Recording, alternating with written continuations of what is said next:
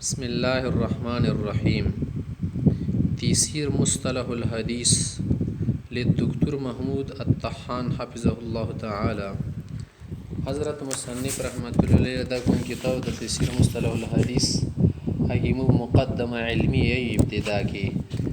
ګوره وته المقدمه العلميه في نشأة علم المصطلح. دا علم المصطلح ولا پیدایش تاریخ او د دې ولا جوړیدل څه تاریخ ته اشهر المصنفات فيه دي کې مشهور کتابونه کوم دي ماغت تخای مختص وتشتمل على نبذه تاریخيه. دا مشتمل د یو تاریخي حصے باندې ټوکړې باندې عن نشأة علم المصطلح دی علم المصطلح ولا دغه خیز وکړه وجود کې رول ول اطوار التي مر بها او کوم دورونه دی باندې تیر شو کوم ادوار ور باندې تیر شول. اشهر المصنفات في علم المصطلح مشهور تصنیفات التخی بیا ورپسې د دریم نمبر تعریفات اولیه غ تعریفات التخی څنګه وال کې پیژندل پکور وي.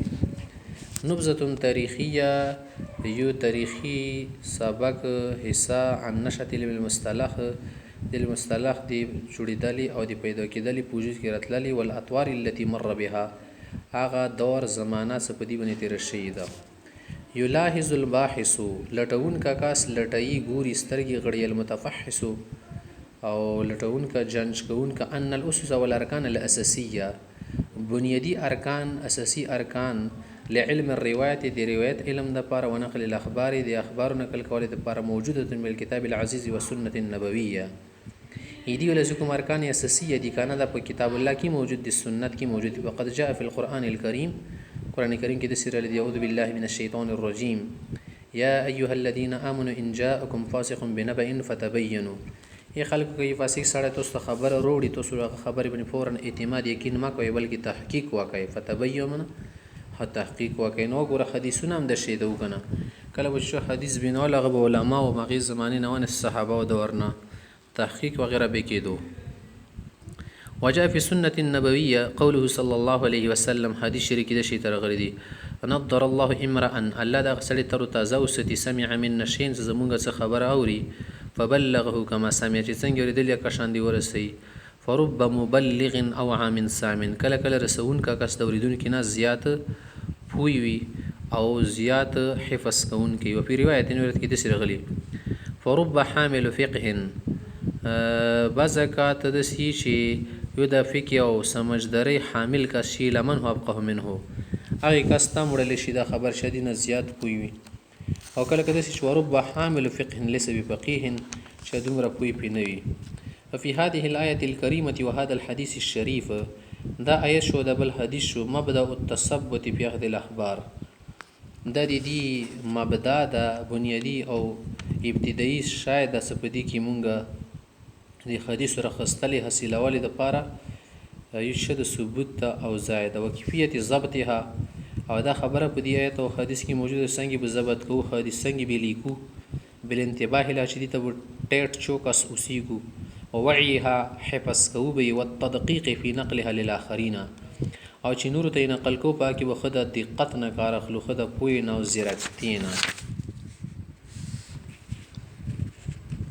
مخکې چې و امتثالا لامر الله تعالی ورسوله صلی الله علیه وسلم دی الله د رسول خبر ته تبیداری په وجبنه فقد كان الصحابه رضی الله عنهم يتشبثون في نقل الاخبار وقبولها. صحابه دی خبر نقل کول او قبول کې به ډیر مضبوطین خبره خستله او يتثبتون او خبر چې ثبوت نه رسول ربنا خستله ولا سیما خاص کر خو په حالت کې ز شک فی صدق الناقل لها چې کله د نقل د سچي متعلق هغه ته شک پیدا شو به خسرت نخستونه فظهر بناء على هذا موضوع العنایت بالاستناد دی وجنه خو به دا موضوع جوات شوله چې د اسناد او د سند اهتمام وکړل شي وقیمت او دغه قیمت اندازه وشل په قبول الاخبار او ردها چې کم خبرونه دي قبول شي او کم خبرونه حدیثونه دي رد شي. فقد جاء في مقدمه صحيح مسلم عن ابن سيرين رحمه الله عليه په صحیح مسلم مقدمه کې غړي دي کنه دی چې قال لم يكن يسالون عن الاسناد مخکې زمانه کې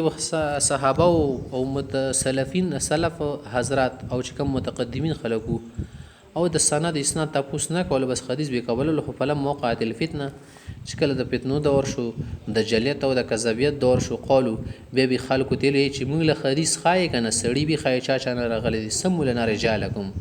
موږ د سند ولا کسان ذکر کا نو فینظر الى اهل السنه نال سنت وکتل شو یا وکتل شو په خذو حدیثهم دی اول حدیث خو بیا راخستل شو کنه وینظر الى البدع چې کله بدعتيان او غیر ته وکتل شي په لې خد حدیث اول حدیث بیان شو قبل اول وبناء على او دی په واجب باندې چې ان الخبر لا يقبل الا بعد معرفه سنده سوره پر حدیث قبليږي نو سپر دی ولا سند نه معلوم فقط ظهر علم الجرح والتعديل نه د علم الجرح والتعديل بیا جوات شولو ډیر خدي ته لکه چا باندې تهمت و غیره خبره ولګي زخمی کی تعدیل دي چا عدل او نیکی چا ول عدالت او نیکی او خی والکلام علی الروات والکلام علی الروات اند شي ترویانو متعلق خبري کول دا واضح شولو او دا علم وجود کې پراتلو شو معرفت المتصل او المنقطع من السنید چې دا سند متصل لکه منقطع د دې پیژندل ټیم شو او معرفت العلل الخفيه او چې کم پټ علتونو قادحه داغه د پیژندل ولا شیان ظاهر شو وظهر الكلام في بعض الروات وزن روانو کې خبري ښکارا شي اعتراضات لكن على قله خډیر کم او دا غټن کې قله الروات المجروحين في اول الامر اول مملي کې په اول صدۍ کې اول زمانه کې مجروح رویان کم ثم توسع العلماء في ذلك بیا علماء په دې موضوع کې نور وساتم راوستو حتی ظهر البحث في علوم كثيره په ډیرو علومونو کې او په علمونو کې دا بحث واضح شو تتعلق بالحديث چې حدیث سره تعلق ستې من ناحيه الضبط چې د ضبط کوي به څنګه او کیفیت تحمله حدیث به تحمل کوي څنګه چانه بیر اخلي څنګه وادایه بل تبه رساوي څنګه ومعرفت ناسخ من منسوخه ناسخ منسوخ جندل پکې ضروري شو غریبه غریب جندل وغیرہ دلته د نور ډیر کارونه پکې ضروري شولو الا ان ذلك كان يتناقله العلماء الشفويه خدا خبر هغه ټیم کې علماء په خلی به بیانول الشفويه معنا په خلی به لیکل میکل طریقې ته نه وخت ثم تطور الامر بترکش ولا او ممیلا وختلا وصارت هذه العلوم تكتب وتسجل مدا علمنا ټول په لیکل شو لكن في امكنه متفرقه وبلا بلا زين كيو بيو زينو ممزوجه بغيرها من العلوم الاخرى او ګډ وډ ميکس لیکلیو کنه د نور علم سره علم الاصول علم الاصول او علم الفقه او علم الحديث دا ګډ وډ مخي مثل کتاب الرساله او کتاب الام کتاب الام اکسیتا شو کلاهما للامام الشافعي د دوړ د امام شافعي سره کتابونه په دې کې علم اصول علم فقه علم حديث په وځایو واخيرا لما نضجت العلوم شکل علوم په خشولو تیمراو لکه میواچی په خشي واستقر الاصطلاح اصطلاحات پکې مقرر شو برقرار شو واستقل كل فن عن غيره هر فن د بل نه جدا شو مستقل شو ذلك في القرن الرابع الهجري رسول الله هجري کې شی افرد العلماء علم المصطلح بكتاب مستقل نو علماء علم مصطلح په مستقل کتاب کې بیا ولیکلو وکانه من اول من افرده بالتصنيف ټولنوال من افرده بالتصنيف ټولنوال تصنيف په دې مصطلح کې شاکړو القاضي ابو محمد الحسن بن عبد الرحمن بن خلاد الرام هرمزي المتوفى سنه 60 بعد 300 هجری کې په کتابه خپل کتاب کې المحدث الفاصل بين الراوي والواعي په دې کتاب کې مختی چې وساذكر اشهر المصنفات في علم المصطلح علم المصطلح له مشهور کتابونه د تخیم په من حين افراده چې کم ټونه د بیل لیکل شو بالتصنیف تصنیف کله نشي له یومنا هذا تر نن ورځې پورې